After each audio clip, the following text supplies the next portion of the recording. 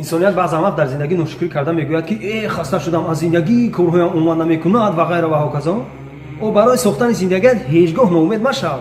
ноумед ин шайтон аст, банда ба умед гуфтаанд. охир рӯзе мешавад ки ифтихор мекунӣ ба ҳадафҳоят расидӣ, лекин барои он рӯз расидан ту бояд кӯшишу ғайрату меҳнат кунӣ, зеро худо ҳам гуфтааст ки аз ту ҳаракат аз ман баракат.